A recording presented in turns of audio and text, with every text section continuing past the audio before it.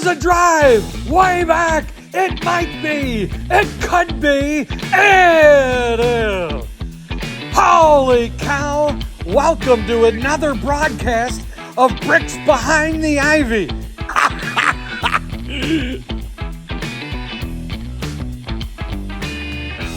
Hey, Cub fans! Welcome back to another episode of Bricks Behind the Ivy. I am your host, Mr. Jeff CandidCubs Ragauskis, and with me today, I have a very special guest, Mr. Jim Christopher. Jim, how you doing today? I'm doing fantastic. It's a beautiful summer Sunday, and summer day, and I get to be inside because it's Texas. So yay!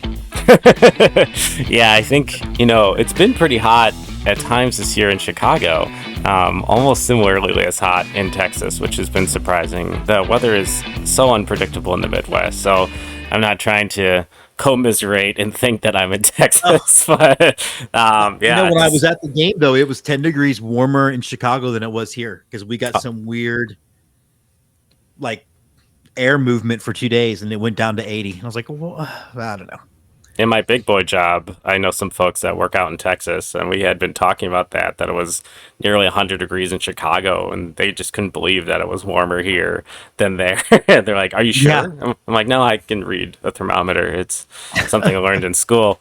But all jokes aside, so you recently got to attend a game at Wrigley Field for a very specific purpose. Do you want to give us some background on what you're doing this summer and what you have planned, and then we can kind of talk about your experience at Wrigley? Yeah, so we had a podcast for about 5 years that was really all minor league podcast about just going to games and the game day experience called Let's Get To, and then we got approached by some folks, and now it's going to kind of move into being an official travel show. It'll be streaming on a network yet to be named called Ballpark Nation.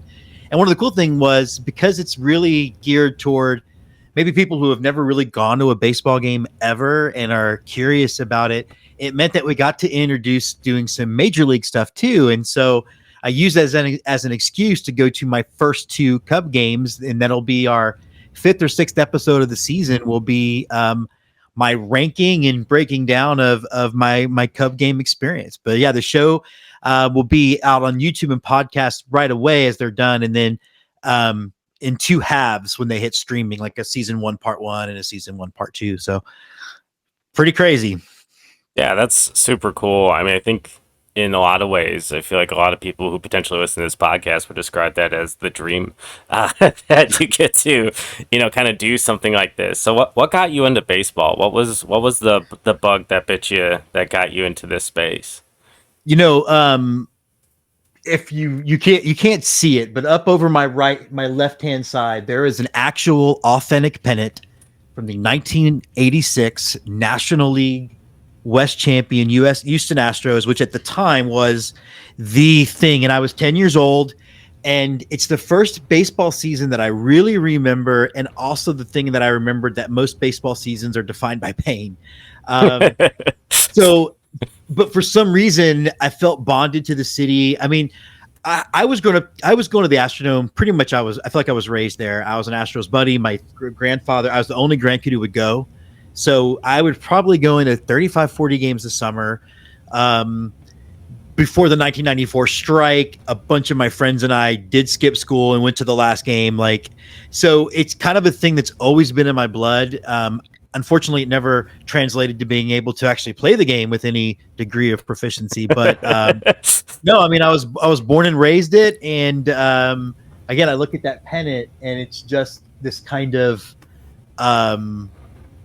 touchstone to something that I've loved since I was a kid. And I jokingly tell my wife that the Astros were either my first or second love, and she's somewhere around 4th because Star Wars.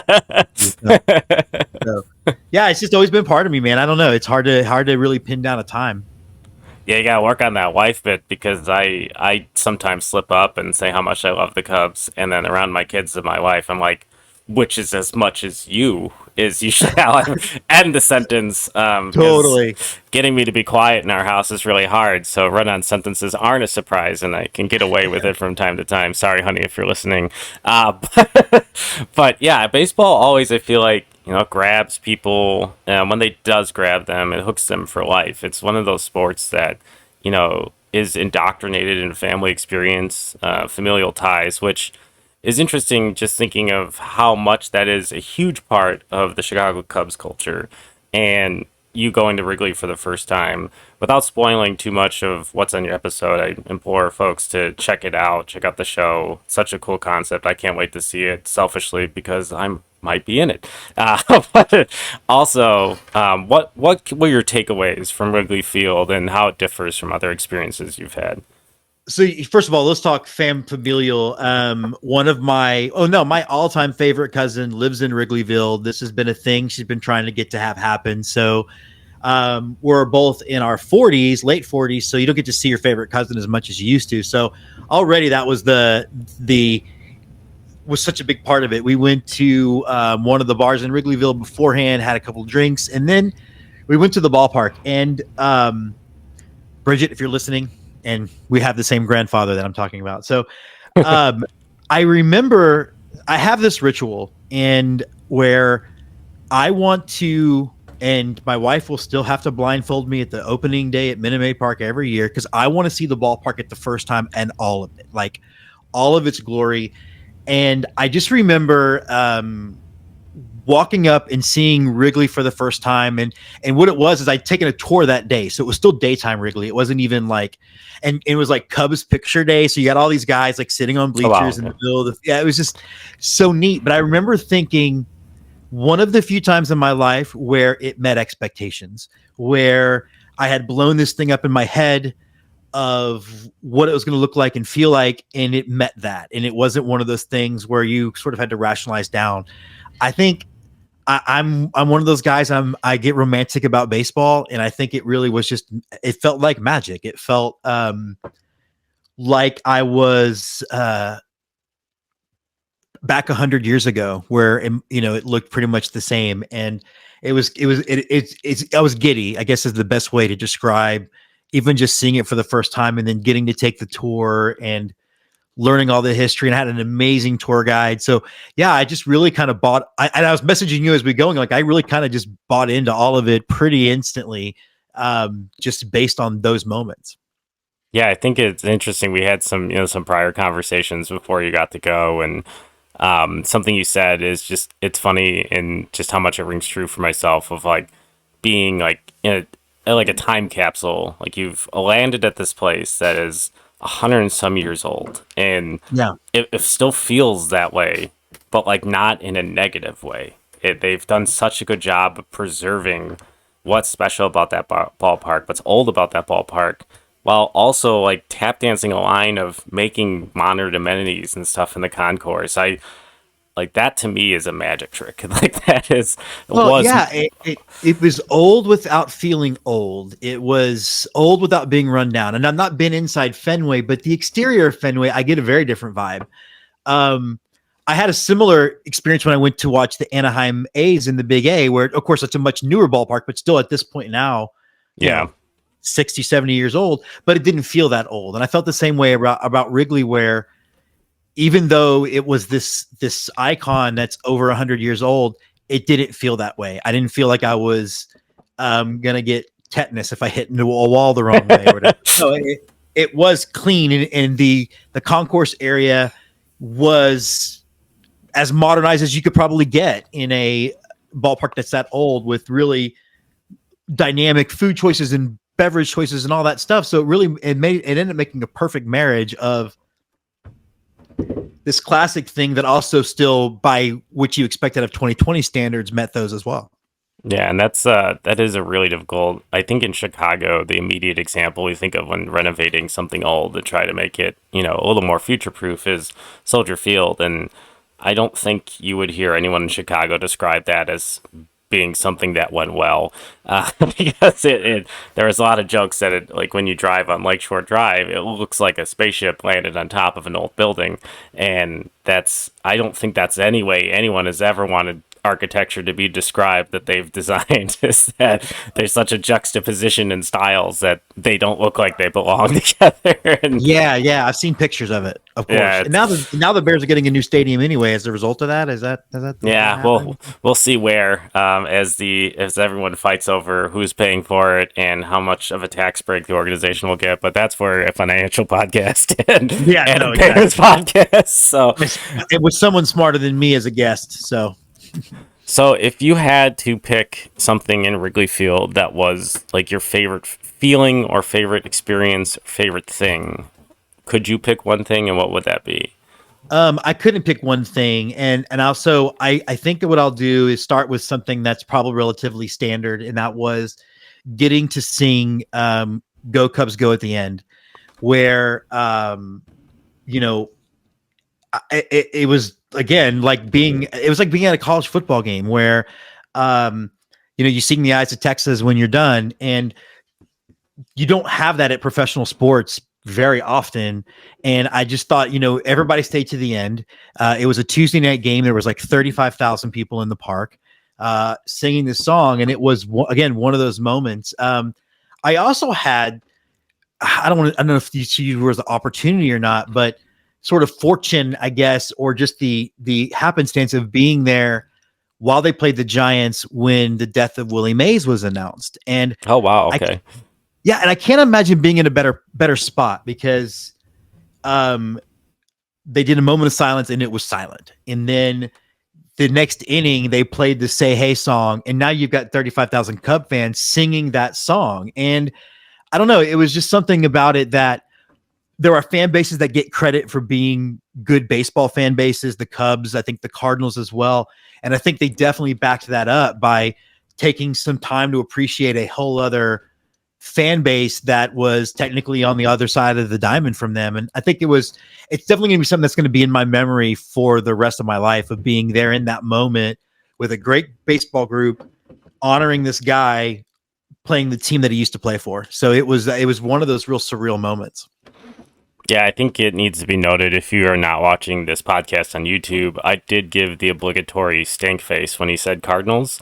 I need to keep up my notoriety in the Cubs streets. But it is, hey, it man, really is. I feel you. Don't you worry about it. It is a really great baseball place. And I feel like that's a place I go to where you see more fans than other places, like using scorecards and like, still like have transistor radios like on their pocket and like in their ear, or even as that is modernized, you'll see people with their like clearly with the MLB app and something like an ear pod and that and you're hearing Pat and Ron, and because like that's their immersion, that's their process, and it's a familial experience. But then I always feel like there's this feeling of like everyone there is on this mission to capture like their joy, and like they have like a process, and like sometimes the Cub fan that's in there, their process is like making every other Cub fan feel like they're welcome, and other Cub fans are a little more alienated, but like they're not there to bother anyone, and they're so dialed into the game you just can't help but admire. And there's so many Cub like bleacher personalities and fan personalities like Captain Cubbo and some other folks that I've gotten to interact with, and Crawley, and it is a really unique fan base that, I'm really glad to be a part of. And it's cool to hear, like, from an outsider's perspective, like these things like carry through. And it's nice to feel like we might be able to shake the everyone at Wrigley Field cheers too hard for a fly ball mantra that I feel like we get on television. Because I think that's every fan base. That's every fan base. And half of it's it's like Carlton Fisk. We're all trying to correct. Yeah. Yeah, we're all that windy day at Wrigley Field trying to give it an extra 15 to 16 feet. Totally. Yeah. So before we go, I do want to ask a question about the Astros specifically, and sure. we can cut this out. I think like there was a very challenging moment as a fan, and I think there's been challenging moments recently for Cub fans as like the World Series team has left. And I think a challenging moment for the Astros fan base could be some of the scandal tied around one of the teams, and then World Series that have happened subsequently.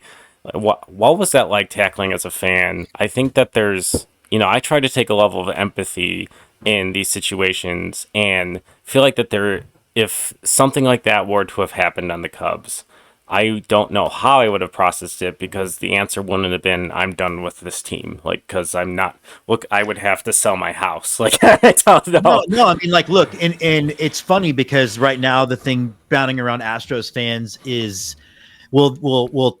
There was a rumor about Trevor Bauer, and I do a really popular Astros podcast, and we all decided that might have been a bridge too far as that goes.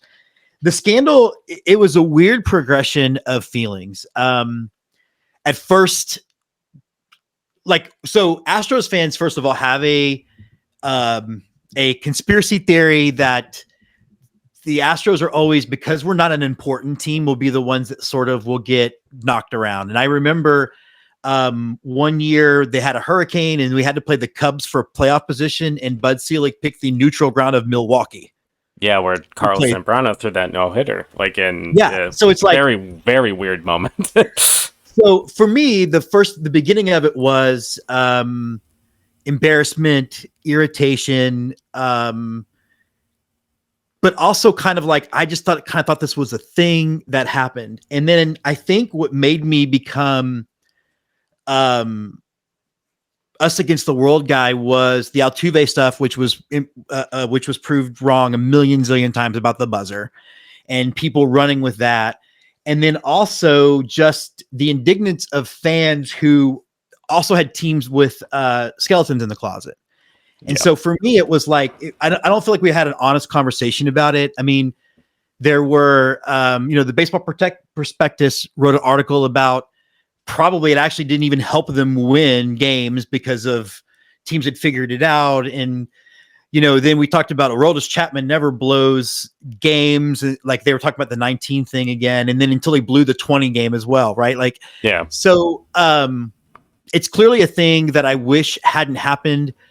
It's clearly a thing that, AJ Hinch lost his job for it, because I think, I'm former military, so I understand what it's like to grow as a leader. And I don't know that AJ Hinch in 2019 puts up with it the way he does in 17, because I do think you grow and process and mature. But then there's also the Joe Girardi starting on MLB Network saying we were part of a system that is stopping the talk. So you always hear it from Yankee fan and Dodger fan, and it's almost like those are two teams MLB's never going to touch. So of course they're never going to face the same repercussions.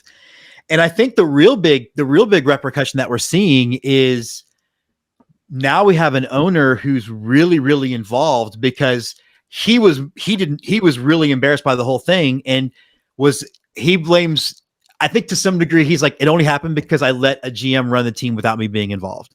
And that was Jeff Luhnow, who's kind of known to be kind of a jerk anyway. Like, nobody really liked him in baseball. So it's a bunch of things, but also too, it's the World Series that was won after our city survived a hurricane. It was a month in which October 1st, there was a grandchild born, and then ended with a World Series title in the same month. Like, so there are going to be certain emotional things that I'm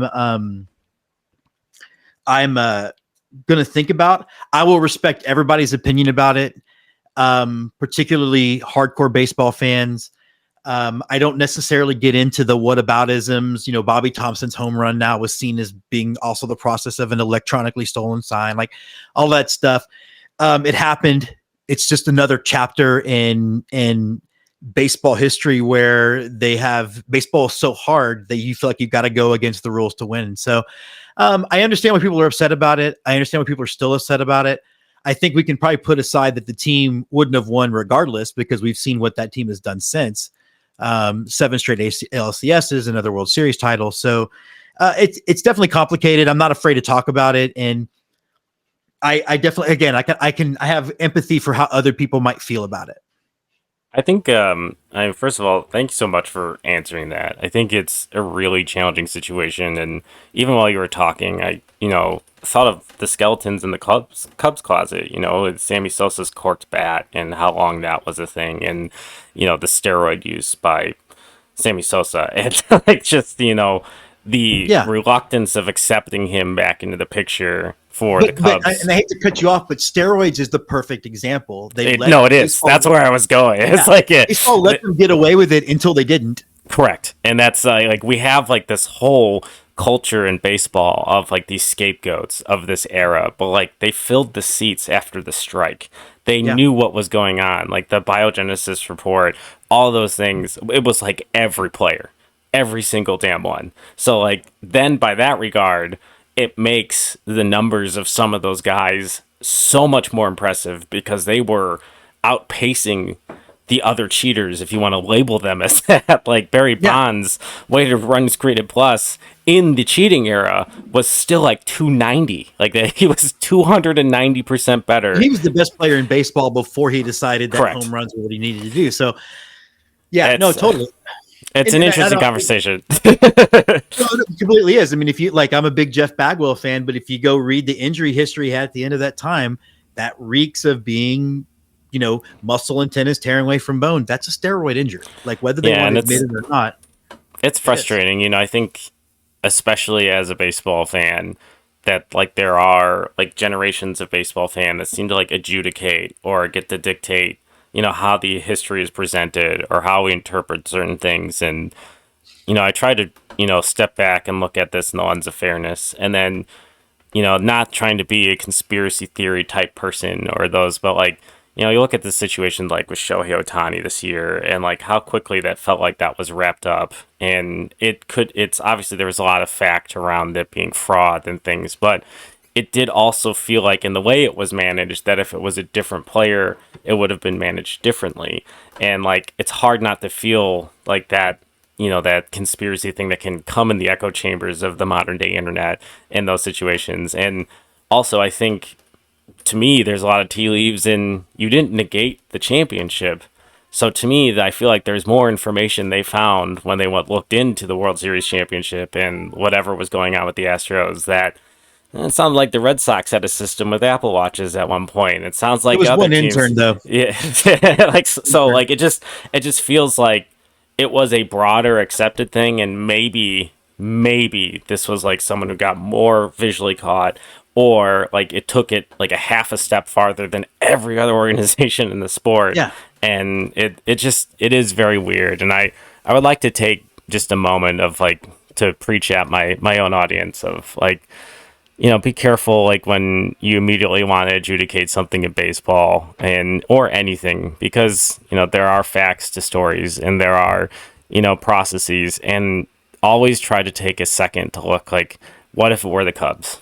Like, what do you do? And to me, I feel like that has been one of the more interesting questions on my mind since that happened of like, I'd still be here. Like we'd move on and I'd still be like, there's still White Sox fans, even though after the Black Sox for hundreds of years ago, and that was very much proven, like not like a little mistake, like a pretty big mistake. So it's an interesting moment. I appreciate the candor there.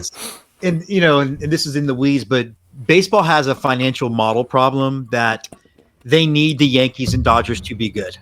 Yes. The NFL doesn't care who makes the Super Bowl because they are a league. Baseball is 2 teams and 28 others. And so there's a reason why they did throw a guy out this year for gambling. But you're right. The Shohei Ohtani thing was nothing to see here as quick as humanly possible. So I just take it all with stride. I've never... I've actually seen beauty out of all of this, and this will be my last story about it. But my grandson has come to love the Astros, and they live in the Pacific Northwest.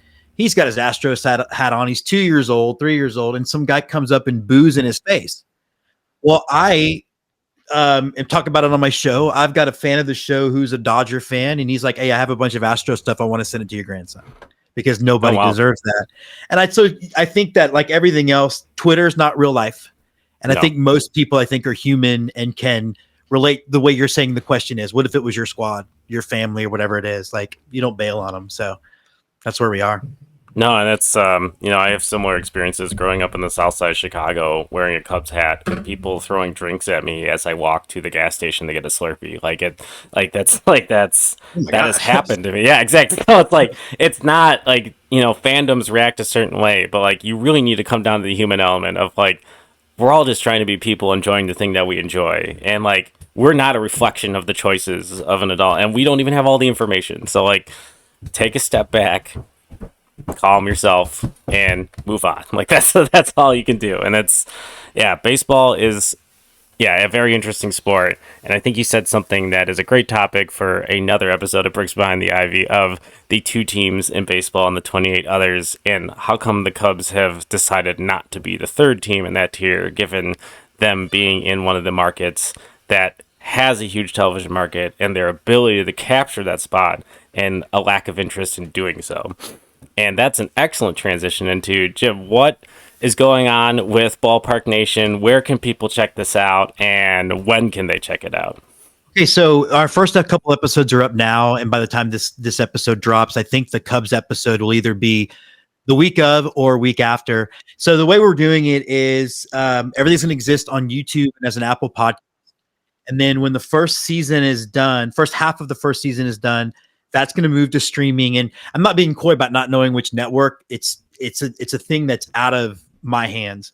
And then once it goes streaming, it has to come off of YouTube, and then it'll live on that streaming network. So if you want to watch it now, you can. And if you want to wait, we can give you guys an update on when and exactly which platform. It could be anything from Amazon and Netflix to Tubi to, I don't know, who knows? There's a million of them. It'll be somewhere else besides just YouTube.